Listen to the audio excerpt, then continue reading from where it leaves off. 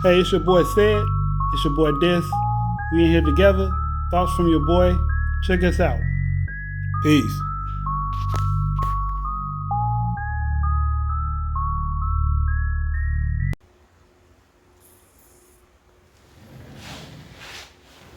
Welcome, ladies and gentlemen. I am your host, Dysfunctional's World. I'm your boy Sid, aka Mr. Let's Talk. So let's talk. What we talking about today? Giving people their flowers. Giving people their flowers. That's a good. I think that's a good topic to talk about. Yeah.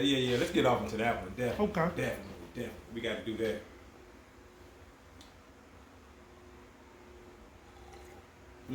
Okay, well, So we're not getting on there. Don't worry. We're not going on that one then. All right. So.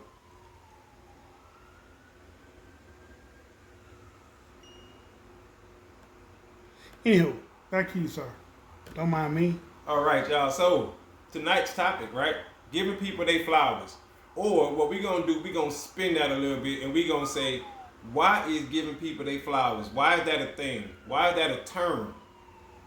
Giving people their flowers. You see what I'm saying? Why is that a term? Why is that a term? You know, that's a good question. I mean, because it makes you think, why don't we appreciate people while they here? Yeah. You see what I'm saying? Like, Yeah. why are we not more appreciative of people when they're here? You know what I'm saying?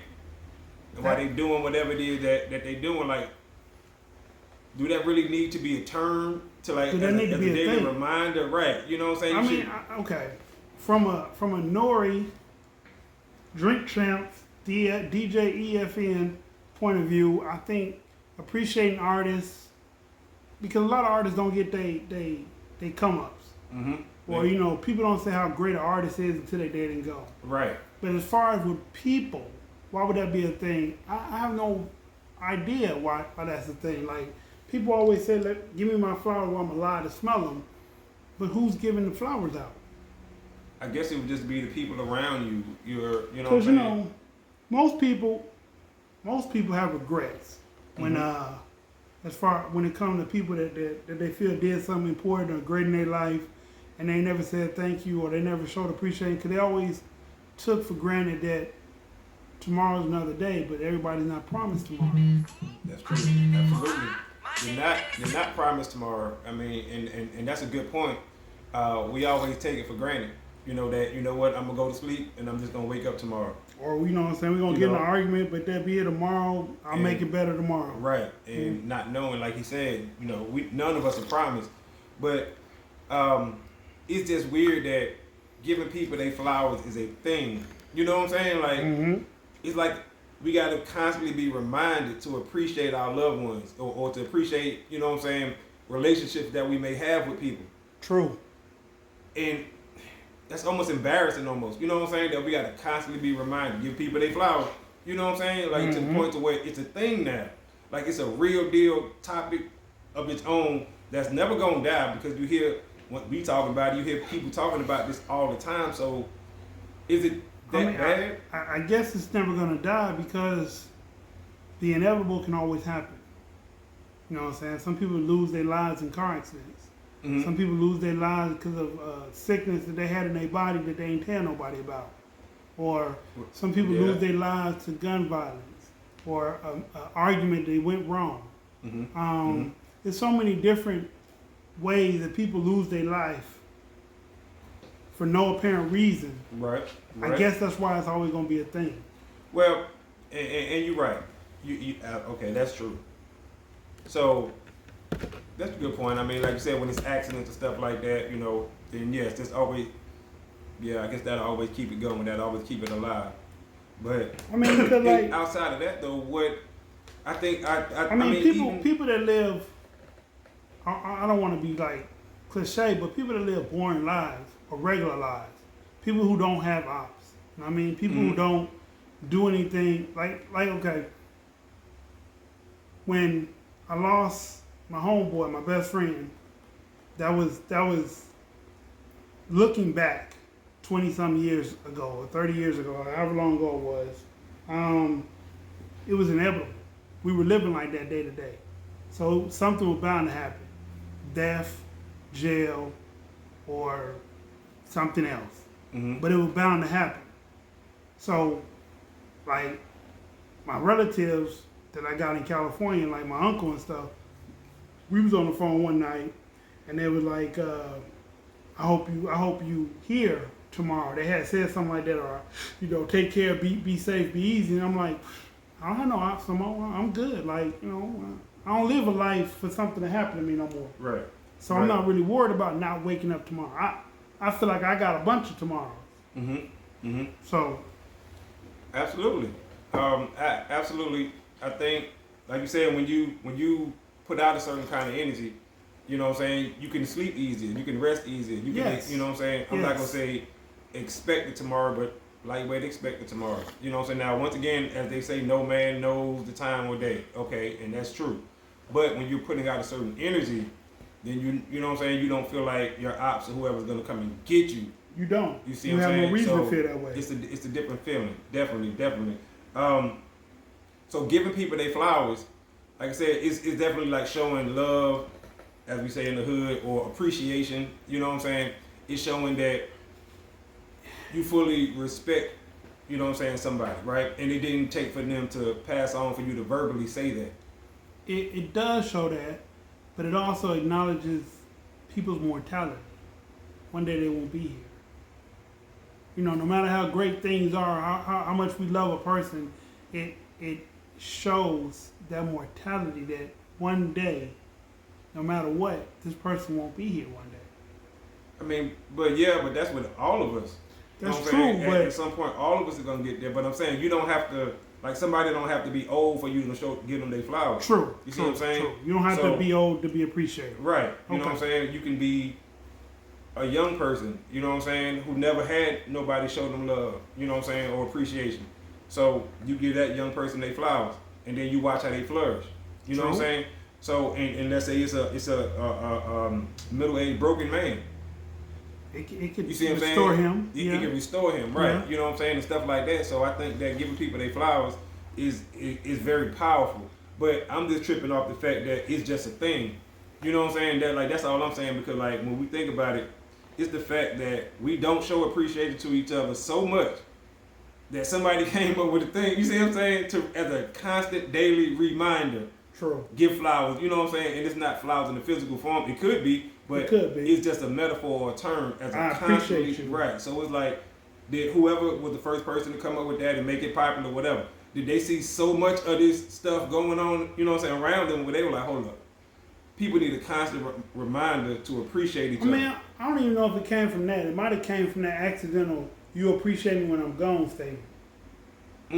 Right. Oh, probably did. More than likely, that's probably You know where what it I'm came from. saying? Yeah. That's probably where it derived from. Yeah, it's probably derived from You that. you and then appreciate me more one day when I'm gone. Mm-hmm. Like, dang. Mm-hmm. And then they die, and you be like, okay, yeah, Mm-hmm. yeah. And it's statements like that, right?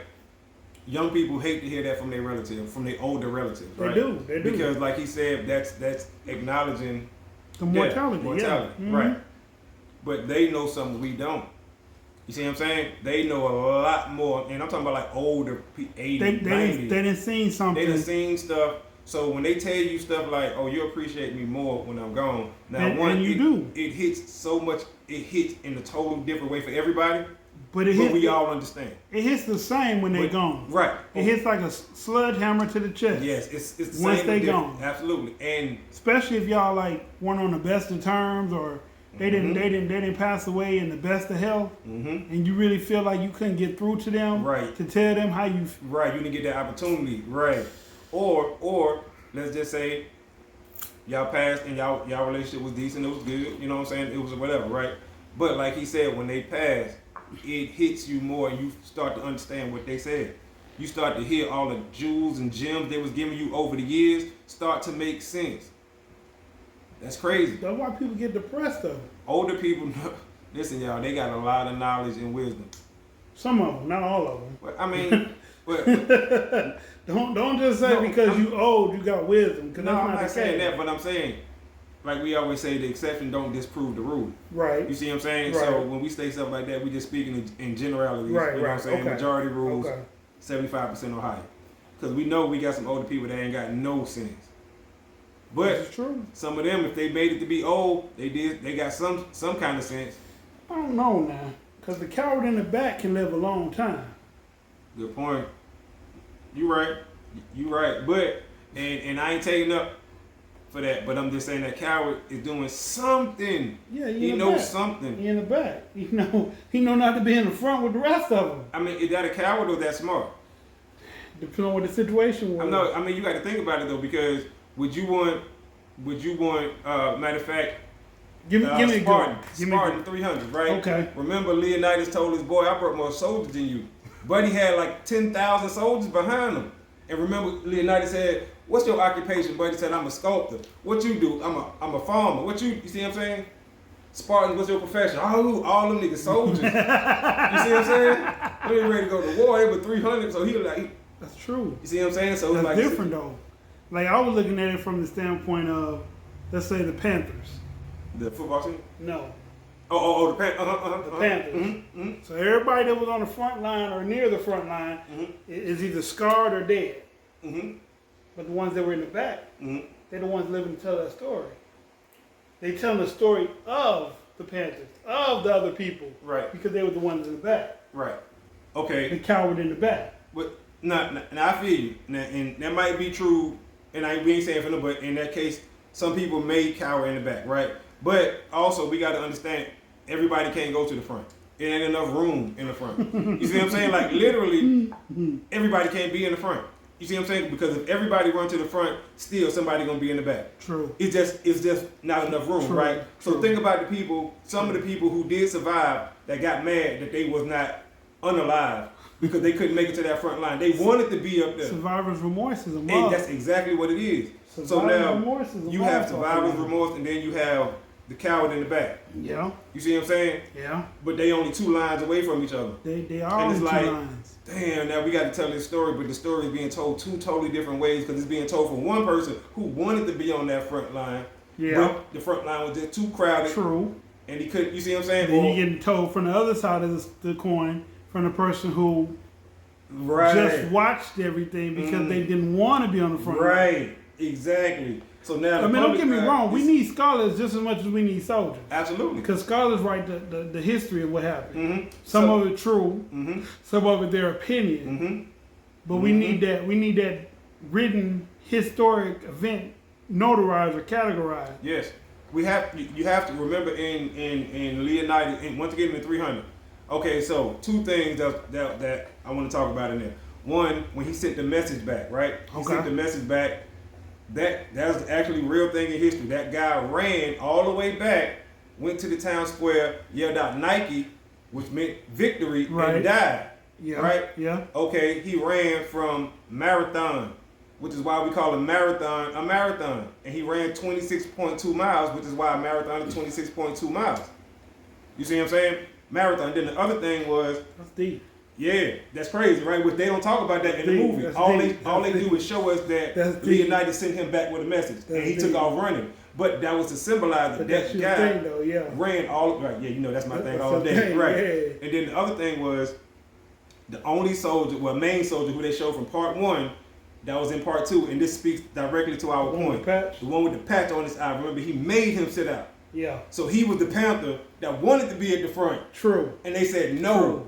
you hurt." And think True. about it, he's the only guy, main soldier from the first one that's in the second one. True. Unless they're doing like a little, daydream in the past. But Right, other than that, right. he was, matter of fact, He was the only one, at the yeah. very end of the movie, the very, very end, he was the one leading everybody. Right. It was The next- him the next and wave. and the wife. Yeah. Yeah, he was leading Leading the next He wave. was telling the story. Remember, he was telling. He was yeah. telling the story, right. So he wanted to be at the front, lost the eye. He told Leonidas, "The God's blessed me with 2." You know what I'm saying? Like, put me back out there with my bros. They fighting. It's going down. He said, "No, sit this one out. I got another mission for you." Yeah. You see what I'm saying? He was the only one who made it from part 1 to part 2, but he wanted to be out there knowing all of them was going down. All of them. So he They wasn't. all did that, and yeah. they did, right? Yeah. But to them, it was a glorious. It was a glorious Glorious, death, right. and to him, he was like, "This is the only way I know that Spartans are supposed to die. Don't deny me of it." You know what I'm saying? Like, this is what. But remember, you had some of them cowards in the back, Yeah, like the little hunchback dude. You know what I'm talking about? All That's he what I'm wanted saying. was the glory and the uniform, like you. that's what I'm saying. The coward. Oh, absolutely, bro. Right. Yes, that's all he wanted. And it's like, as soon as you don't get what you want, you betray literally the whole country. Like, I mean, if he wouldn't have gave up the secret, Oh, and there's another thing with that. Like the pathway, he told where it was at, but also the soldiers that was stationed up there deserted. They left because when they seen the oncoming soldiers approaching them, they thought that they had sacked their cities because it was Thespians, I think they were called, or something like that. So they thought that their city had been Not ravaged Thespians. and sacked. So they turned around and, you know what I'm saying, they and to go protect their own folks. So that left Leonidas and them exposed. but even if they were still exposed, if old boy wouldn't have told, Oh yeah, absolutely. Yes. they would have never figured out how to get behind him in the first place. Ever. I agree. Like, Yes. They would have never figured that out. They would have just felt like we could keep throwing more men at them, running straight at them. And Eventually they get tired and we'll win. And that was not gonna happen. Why? Because like he said, you had a bunch of people who wanted to be in the front. Who wanted to be in the front. And like there's no greater way of giving somebody their flowers than all these years later we still talking about these folks. True. You see what I'm saying? Like, But then when you look at like the sacrifice, like for instance Malcolm or Martin, was it worth it? Like if they were here now, was it worth it? Would they be proud of what they see today? I don't think they would be proud of what they see today. I think if they were still here, we wouldn't see what we see today.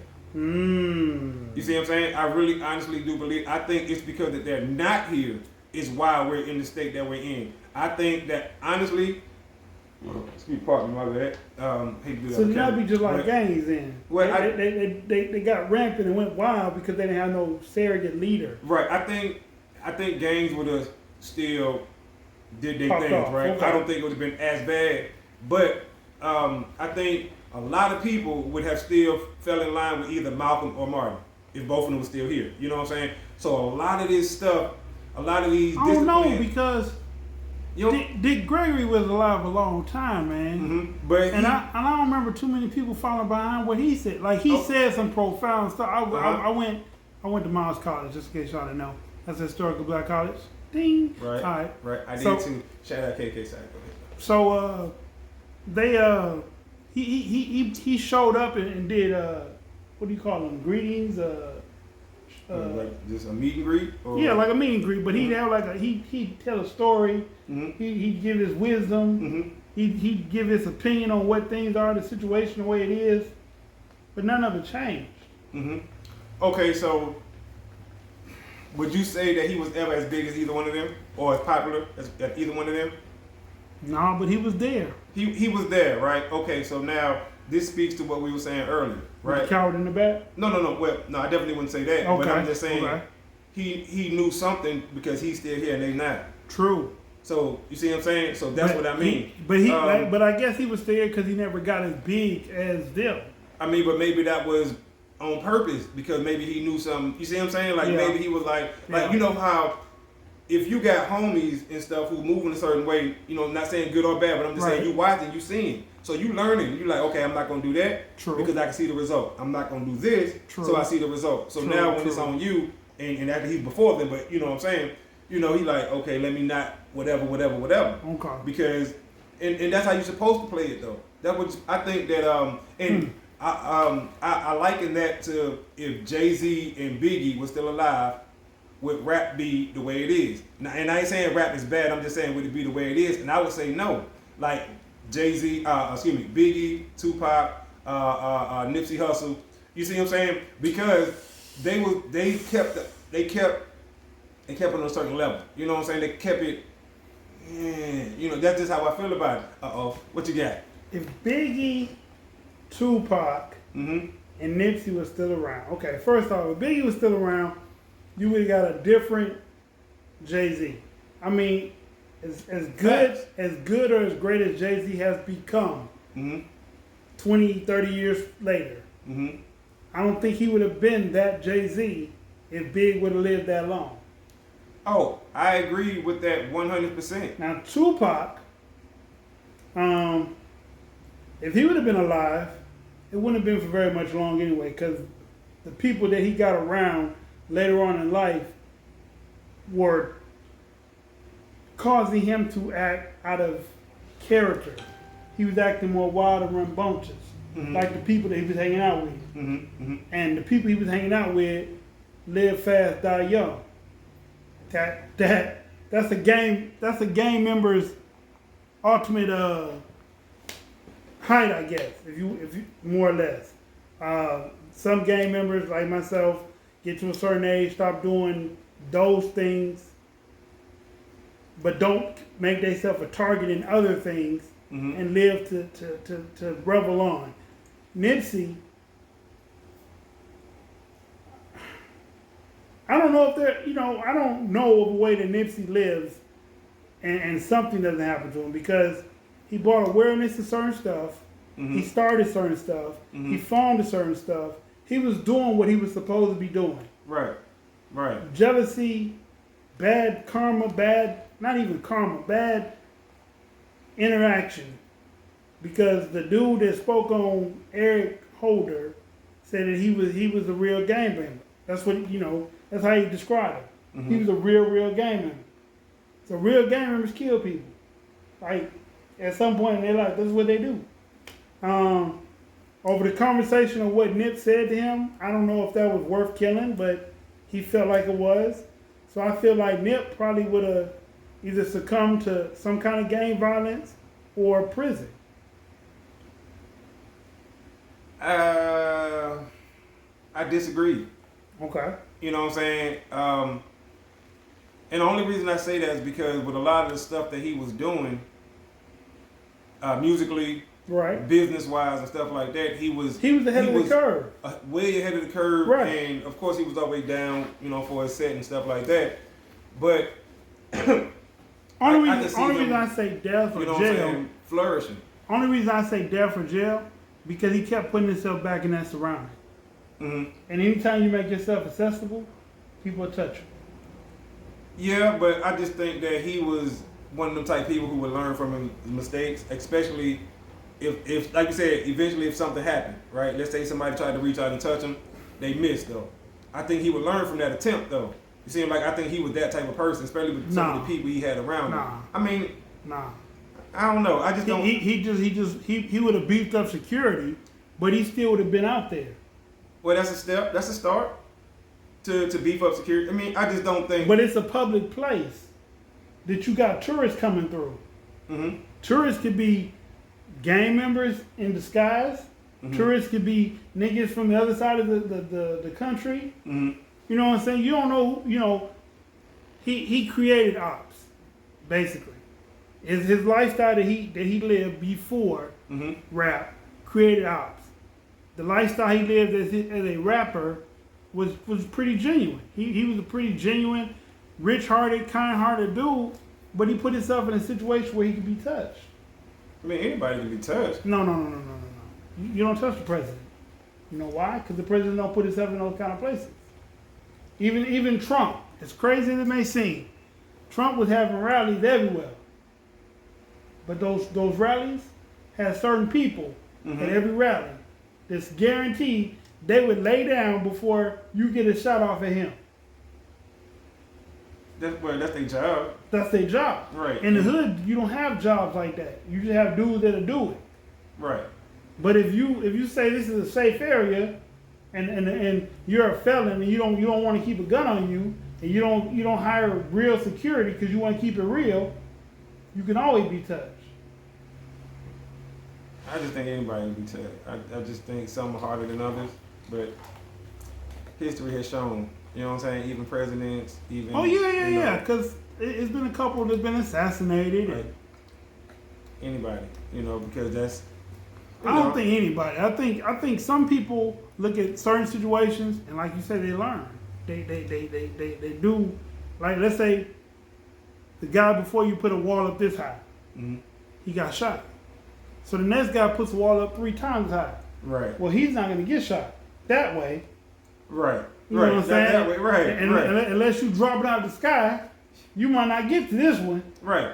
They gonna have to get him another So, way. They gonna like Farrakhan, like he didn't see what happened to Malcolm. I'm not gonna speak on that. Anyway, Farrakhan has associated himself a way that you can't touch him. He's just like a president. Mm-hmm. The president, they're set up now. They don't ride through parades no more. Mm-hmm. They don't do stuff. That's what I'm saying. They don't do stuff that leaves angles open anymore. Right. Right. So presidents are pretty hard to touch nowadays. Can one be touched? I'm sure if you work in the White House and you just want to throw your life away. Because that's what's gonna happen. You're throwing your life away, all the way away, All the way away. But if that's your mission. all the way. But I mean, But yes, to get back on point, to give one flowers is the biggest appreciation I think you could give to a person while they're here, because a lot of people, like I say, really have untimely deaths just because. So like people wish that that's true. for instance we could give Chad Hadwick. Mm-hmm. Is that his name? Yeah. Chad Hadwick. Hardwick. Wait. Talking about Black Panther. Black Panther. Yeah. They wish that we could have gave him his praise, but we kind of did when Black Panther came out. Like the whole world loved it. That's true. And part two coming out. Yeah. So like when Nipsey was alive, the world loved him. Like he didn't get as big as he is now when he was alive, but when they drove him through all LA and they had his service at the Staples Center, Mm-hmm. you made it. You achieved what very few will ever achieve. You know what I'm saying? Like, you're not a basketball player, but you got a funeral in the Staples Center. You made it.